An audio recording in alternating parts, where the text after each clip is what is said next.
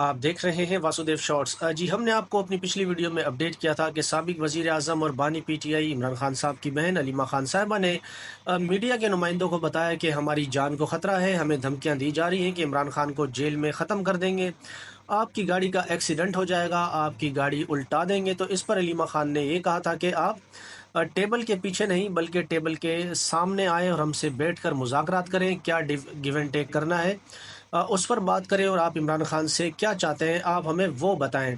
तो बिल आखिर मैसेज आ गया है। इमरान खान से 3 मुतालबे किए जा रहे हैं जो अलीमा खान ने इमरान खान से मुलाकात करने के बाद मीडिया के नुमाइंदों को बताया। एक तो इमरान खान से मुतालबा ये किया जा रहा है कि आप 9 मई पर माफ़ी मांगे। तो इस पर इमरान खान ने 9 मई पर माफ़ी मांगने से इनकार किया। उन्होंने कहा कि 9 मई पर माफ़ी वो मांगे जिन्होंने सीसीटीवी फुटेज चुराया है और जिन्होंने ये किया है।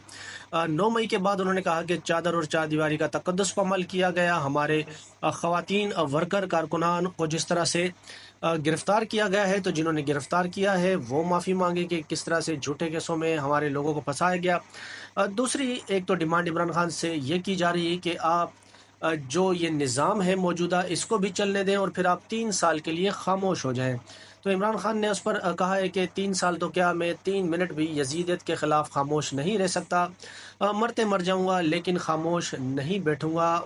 उसके अलावा फिर तीसरी और आखिरी फरमाइश जो है या डिमांड है वो यही है कि 26वीं आइनी तरामीम जो हुई है इसको आप कबूल करें। इस पर भी इमरान खान ने इनकार किया।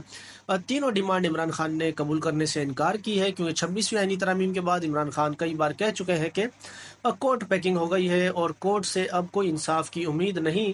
और जिस तरह से उन्होंने बताया कि सिविलियन का ट्रायल फौजी अदालतों में दुरुस्त करार दिया है, तो अदालतों ने वैसे ही अपनी मजाक जो है पूरी दुनिया में उड़ा ली है। तो ये 3 मुतालबात इमरान खान से अब किए जा रहे हैं।